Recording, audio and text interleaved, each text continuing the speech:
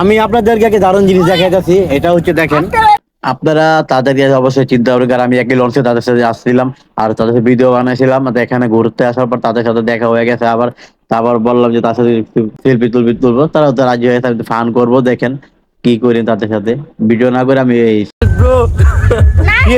আর যখন বুঝে তারা কি রিয়াকশন দেয়, তার সাথে বলছি সেলফি তুলবো, সে তো সেলফি তোলার জন্য পোস্ট নিছে। তা আমি এখন তো সেলফি তুলবো না, ভিডিও করতেছি। তা বুঝে যাওয়ার পরে তারা তো মানে খুব রাগে।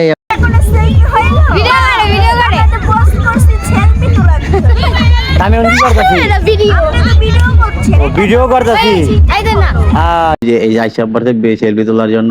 তা আমি তার উপর সেলফি তুলবো, তা আমি সেলফি তোলার জন্য পুরাই পোস্ট পাস নিয়ে অস্থির। তা আমি তো মনে করেন যে এখন সেলফি তুলবো না, আমি তো ভিডিও করবো। এই যে এখন ভিডিও করতেছি, ভিডিও করছো কেন? সেলফি তুলি। তারা তো কাছে রাজি হওয়ার পর পোস্ট পাস নিয়ে আমাকে পুরাই এই যারা নিজে ভিডিও করে ভিডিও কথা